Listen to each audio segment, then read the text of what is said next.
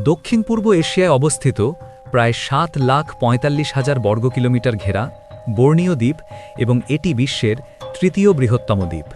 এটি Malaysia, Indonesia এবং Brunei এই তিনটি দেশের মধ্যে বিভক্ত, তবে দ্বীপটির বেশিরভাগ অংশ ইন্দোনেশিয়ার অধীনে। এই দ্বীপ জুড়ে রয়েছে বিশাল জঙ্গল, আর এই জঙ্গলের গহীন অরণ্যে বাস করে রহস্যময় এক উপজাতি। বাইরের পৃথিবীতে এই উপজাতিরা পেনান নামে পরিচিত।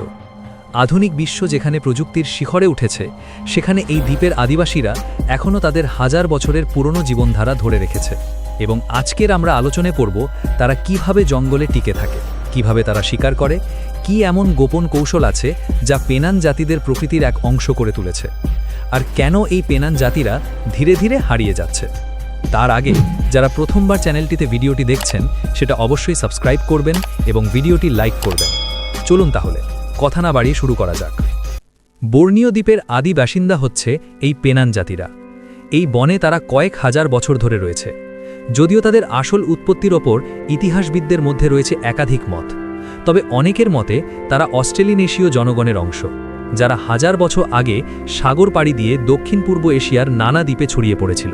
পেনানরা হয়তো দক্ষিণ চীন বা তাইওয়ান থেকে বোর্নিওতে এসেছিল, তবে তাদের গুহাচিত্র, প্রাচীন শিকারের সরঞ্জাম এবং পাথরের অস্ত্র থেকে পাওয়া নানা নিদর্শন প্রমাণ করে যে তাদের অস্তিত্ব প্রায় 20,000 বছর আগে থেকেই এখানে ছিল। 1500 শতক থেকে 1800 শতকে ইউরোপীয় নাবিকরা যখন দক্ষিণ পূর্ব এশিয়ায় উপনিবেশকরণের জন্য বোর্নিওতে পা রাখে, তখন প্রথমবারের মতো পেনানদের সাথে বাইরের সভ্যতার যোগাযোগ শুরু হয়। তখনই বাইরের পৃথিবীর কাছে ছড়িয়ে যায় এই জাতি সম্পর্কে। পেনান জাতিরা মূলত বনে যাযাবর জীবনযাপন করে। তারা কখনোই স্থায়ীভাবে কোনো জায়গায় বসতি স্থাপন করে না, বরং তাদের জীবন সম্পূর্ণরূপে শিকার সংগ্রহের উপর নির্ভরশীল। পেনান জাতির এই যাযাবর জীবনের অন্যতম গুরুত্বপূর্ণ কাজ হচ্ছে তাদের বাসস্থান নির্বাচন করা। তারা কখনোই কোনো স্থায়ী ঘর বানায় না, বরং তারা এমন এক ধরনের ঘর নির্মাণ করে যা দ্রুত তৈরি করা যায় এবং সহজে তা গুছিয়েও নেওয়া যায়। পেনানরা তাদের ঘরকে লাবু বলে ডাকে। বাসস্থান নির্মাণের ক্ষেত্রে সর্বপ্রথম তারা এমন একটি স্থান নির্বাচন করে যেখানে কাছে ঝর্ণা, নদী বা মিষ্টি পানির উৎস থাকে। তবে শুধু পানি থাকলেই হবে না, আশেপাশে পর্যাপ্ত বাঁশ, শক্ত লতা এবং বড় পাতাযুক্ত গাছ থাকতে হবে, কারণ এটাই তাদের ঘর নির্মাণের প্রধান উপাদান। এছাড়াও এমন জায়গা বেছে নেওয়া হয় যেখানে বন্যপ্রাণীর আক্রমণের ঝুঁকি কম থাকে, বিশেষ করে হিংস্র বন্য শূকর এবং বিষধর সাপ। একবার উপযুক্ত স্থান ঠিক হলে শুরু হয় আসল কাজ, ঘর বানানোর প্রস্তুতি। পেনানরা প্রথমে ছোট ছোট বাঁশের খুঁটি কেটে নিয়ে আসে এবং সেগুলো মাটিতে শক্তভাবে পুঁতে দেয়। এই খুঁটিগুলোর ওপর তারা আরও কিছু বাঁশ বা কাঠের মোটা ডাল বিছিয়ে দেয়, যা মেঝের ভিত্তি হিসেবে কাজ করে। তাদের ঘর সাধারণত মাটি থেকে কয়েক ফুট উঁচুতে থাকে, যাতে নিচে কোনো প্রাণী সহজে প্রবেশ করতে না পারে। তবে যদি তারা দীর্ঘদিনের জন্য কোনো জায়গায় থাকতে চায়, তখন সরাসরি মাটির ওপরেই তারা সাধারণভাবে ঘর তৈরি করে। তাদের ঘরের দেওয়াল বানানোর জন্য তারা গাছের বড় বড় পাতা ব্যবহার করে। পাম গাছের পাতা বা বনজ বৃক্ষের বিশাল আকারের পাতা একটার পর একটা সাজিয়ে বাঁশের কাঠামোর সাথে শক্তভাবে বেঁধে দেওয়া হয়। এই সব পাতা বৃষ্টির পানি প্রতিরোধ করতে সাহায্য করে এবং ঘরকে ঠান্ডা রাখে। পেনানদের ঘর সাধারণভাবে এক কক্ষে গঠিত হয়, যার ভেতরে খুব বেশি আসবাবপত্র থাকে না, কারণ তাদের জীবনযাত্রা এমন যে তারা অল্প কিছু জিনিস নিয়ে বনে ঘুরে বেড়ায়। ঘরের ভেতরে সাধারণত শুকনো পাতার বিছানা থাকে, যা রাতে ঘুমানোর জন্য ব্যবহৃত হয়। কোনো কোনো ক্ষেত্রে তারা ঝুলন্ত হ্যামাকের মতো কিছু তৈরি করে, যা সাপ বা অন্য বিপজ্জনক প্রাণী থেকে তাদের বাঁচতে সাহায্য করে। এই ঘর তৈরিতে তাদের সময় খুব বেশি লাগে না। সাধারণত কয়েক ঘন্টার মধ্যেই একটি ছোট পরিবার তাদের ঘর তৈরি করে নিতে পারে, আর বড় দল হলে একদিনের মধ্যেই পুরো শিবির তৈরি হয়ে যায়। কিন্তু সবচেয়ে চমকপ্রদ ব্যাপার হলো, তারা যখন অন্যত্র যাওয়ার সিদ্ধান্ত নেয়, তখন এই ঘরগুলো তারা আগের জায়গাতেই ফেলে যায়। কয়েক সপ্তাহ বা মাসের মধ্যে প্রকৃতি ধীরে ধীরে এই ঘরগুলোকে নিজের করে নেয়। পাতা পচে মাটিতে মিশে যায়, বাঁশ ভেঙে গাছের সার হয়ে যায়, আর লতাগুলো আবার নতুনভাবে গাছের সাথে জড়িয়ে যায়। ফলে তাদের এই ঘর প্রকৃতির জন্য কোনো ধরনের ক্ষতির কারণ হয় না। বনের মাঝে পেনানদের জীবিকার অন্যতম উৎস হচ্ছে শিকার করা। তারা আধুনিক মানুষের মতো দোকানে গিয়ে খাবার কেনে না বা চাষাবাদ করে না। পেনানদের খাদ্য সংগ্রহের অন্যতম প্রধান উপায় হচ্ছে শিকার। তাদের অস্ত্রের প্রধান নাম হচ্ছে ব্লো পাইপ, যা স্থানীয়ভাবে সেরাং নামে পরিচিত। এটি একটি অত্যন্ত দক্ষ শিকার অস্ত্র, যা লম্বা বাঁশের নল দিয়ে তৈরি করা হয় এবং যার সাহায্যে তীর ছুঁড়ে লক্ষ্যবস্তুতে নিখুঁতভাবে আঘাত করা যায়। পেনানদের ব্লোপাইপ সাধারণত 6 থেকে 8 ফুট লম্বা হয় এবং এর মাধ্যমে ছোঁড়া তীর অত্যন্ত হালকা ও ক্ষিপ্রতি সম্পন্ন হয়।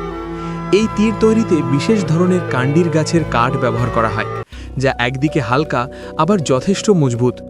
তবে শুধু তীর ছুঁড়লেই শিকার সফল হয় না, তাই তারা তীরের অগ্রভাগে ইউরো গাছের বিষ মাখিয়ে নেয়, যা অত্যন্ত কার্যকর ও প্রাণঘাতী।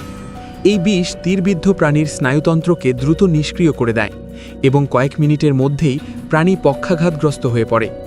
যদিও অনেক সময় শিকারের প্রাণী সাথে সাথে মারা যায় না, তবে দূরে গিয়ে অচেতন হয়ে পড়ে, যা পেনান শিকারীদের জন্য শিকার খুঁজে বের করা খুবই সহজ করে তোলে। পেনানরা মূলত বানর, বন্য শূকর, হরিণ, বনমোরগ বা ইঁদুর জাতীয় ছোট ছোট প্রাণী শিকার করে। তাদের শিকারের ধরন বেশ পরিকল্পিত এবং সুনিপুণভাবে করা হয়, যাতে বনের বাস্তুতন্ত্রের ভারসাম্য বজায় থাকে।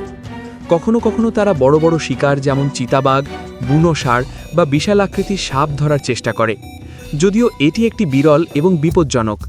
বড় শিকারের ক্ষেত্রে তারা অনেক সময় গোষ্ঠীবদ্ধভাবে কাজ করে, যাতে শিকারের সাফল্যের সম্ভাবনা বাড়ে। শুধু ব্লোপাইপই নয়, পেনানরা শিকারের জন্য বিভিন্ন ধরনের ফাঁদ ব্যবহার করে। তারা বাঁশ, কাঠ এবং লতাপাতা দিয়ে তৈরি ফাঁদ ব্যবহার করে ছোট স্তন্যপ্রায় প্রাণী এবং পাখি ধরতে সক্ষম হয়। এসব ফাঁদ সাধারণত লতাপাতা দিয়ে ঢেকে রাখা হয়, যাতে প্রাণীগুলো বুঝতে না পারে এবং খাবারের লোভে এখানে এসে পড়ে। বিশেষ করে ছোট প্রাণীদের জন্য এটি অত্যন্ত কার্যকর পদ্ধতি। কিছু ফাঁদ সম্পূর্ণ স্বয়ংক্রিয়ভাবে কাজ করে এবং প্রাণী একবার ঢুকে পড়লে আর বের হতে পারে না। আবার কখনো কখনো তারা মশাল নিয়ে বড় বড় গুহার মাঝে ঢুকে যায়। এছাড়াও নদীর অগভীর পানিতে তারা তীক্ষ্ণ বাঁশের বর্ষা এবং ব্লোপাইপের তীর দিয়ে মাছ ধরে।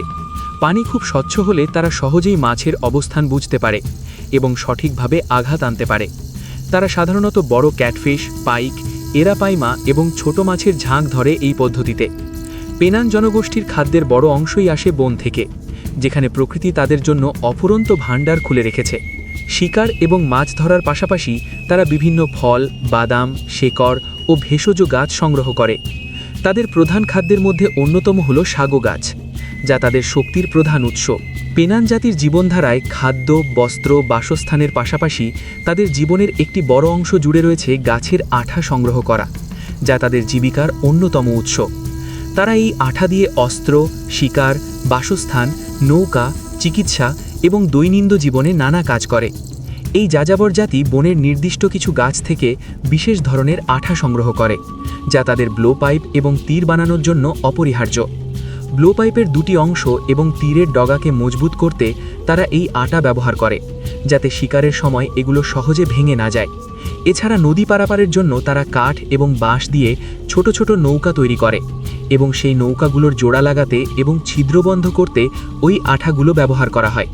যেহেতু পেনানরা স্থায়ী কোনো ঘর বানায় না, তাই তাদের এই ঘর নির্মাণ করাতেও আঠার ব্যবহার অপরিহার্য। শুধু তাই নয়, ঔষধ এবং চিকিৎসার কাজেও তারা এই আঠা ব্যবহার করে। তাহলে বোঝাই যাচ্ছে আঠা তাদের জীবনের একটি অপরিহার্য অংশ। এছাড়াও দৈনন্দিন জীবনে পেনানরা বেত দিয়ে তৈরি ঝুড়ি, বাঁশের বাসন এবং পশুর চামড়ার পোশাক মজবুত করতেও এই আঠাগুলো ব্যবহার করে, কারণ এইগুলো তারা বাইরের সমাজে বিনিময় প্রথার মাধ্যমে বিক্রি করে তারা তাদের প্রয়োজনীয় জিনিসপত্র নিয়ে আসে, যেমন ধারালো অস্ত্র, খাবার এবং পোশাক। সাম্প্রতিক সময় কিছু পেনান পর্যটকদের জন্য গাইড হিসেবে কাজ করছে এবং কিছু তরুণ সদস্য স্থানীয় শিল্প ও কাঠ কাটার কাজে যুক্ত হয়েছে। যদিও অধিকাংশ পেনান এখনও তাদের প্রাচীন শিকার সংগ্রাহক জীবন ব্যবস্থা বজায় রেখেছে, যা তাদের সংস্কৃতি এবং প্রকৃতির সঙ্গে গভীর সম্পর্কের প্রতিফলন। তবে পেনান জাতির জনসংখ্যা গত কয়েক দশকে উল্লেখযোগ্যভাবে পরিবর্তন হয়েছে। একসময় পেনানরা ছিল একটি ছোট, বিচ্ছিন্ন যাযাবর জাতি, যারা মূলত বোর্নিও দ্বীপের গভীর বনাঞ্চলে বাস করত। তবে আধুনিককালে তাদের জীবনযাত্রায় নানা পরিবর্তন এসেছে। পেনানদের জনসংখ্যা বর্তমানে প্রায় 18,000 থেকে 20,000-এর মধ্যে, যদিও বিভিন্ন সূত্রে এই সংখ্যাটি কিছুটা পরিবর্তন হতে পারে। গত কয়েক দশকে তাদের জীবনযাত্রায় আধুনিকতায় প্রভাবিত হওয়ার কারণে অনেক পেনান এখন স্থায়ী বসবাসের জন্য গ্রামে এবং শহরের আশেপাশে চলে এসেছে। তারা কৃষিকাজ, হস্তশিল্প এবং পর্যটন শিল্প থেকে কিছু আয় করতে শুরু করেছে। এর পাশাপাশি উন্নত চিকিৎসা এবং স্বাস্থ্যসেবা পাওয়ার ফলে তাদের জীবনযাত্রার মান আরও উন্নত হয়েছে। তবে এই আধুনিকতার প্রভাবে তাদের মধ্যে সংস্কৃতি ও ভাষা হারানোর সংখ্যাও রয়েছে এবং এটি ধরে রাখা একটি বড় চ্যালেঞ্জ। আজ এই পর্যন্তই। পৃথিবীর বিভিন্ন সভ্যতার অজানা বিষয় নিয়ে ভিডিও পেতে চাইলে চ্যানেলটি সাবস্ক্রাইব করবেন। ভিডিওটি লাইক করবেন ও শেয়ার করে বন্ধুদেরকে দেখার সুযোগ করে দেবেন। ধন্যবাদ।